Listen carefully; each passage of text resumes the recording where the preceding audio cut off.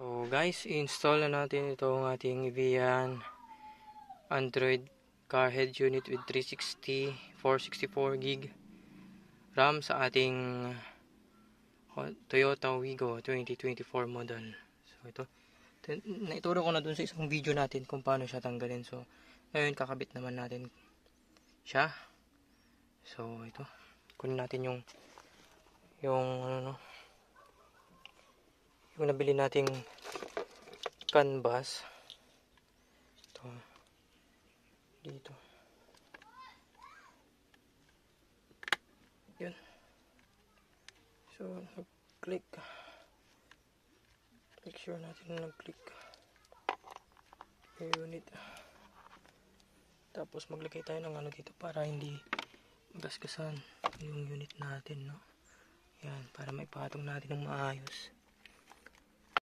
So ito pala yung 24 pin ng sinasabi ko, no? Kasi si Toyota Wigo 2024 natin ay naka 24 pin siya. So guys, yung available kasi sa Lazada, Shopee ay yung 16 pin or 18 pin. So make sure na ang mabili natin na canvas ay yung 24 pin. Ayan, pinilang ko yan mismo, 24 pin, no?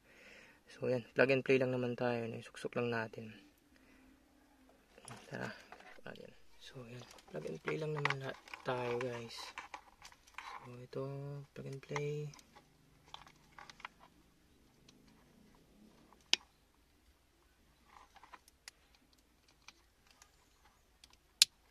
Click.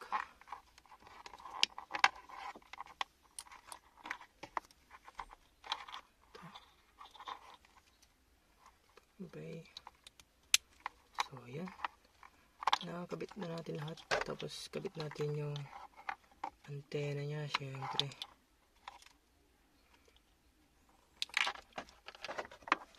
Ito, antena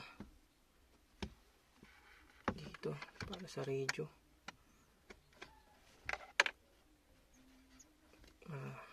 Medyo lang, masikip lang, ay maiksi.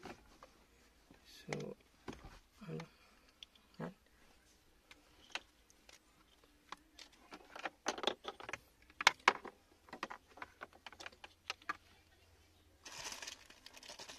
Kunin natin yung pang GPS nya, no? So ito yung pang GPS nya, no? Kabit natin dun sa port nya. So ito,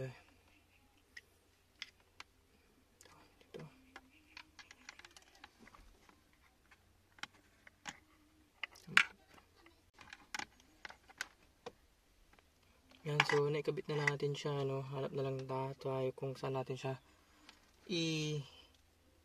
ikakabit, isilong dito.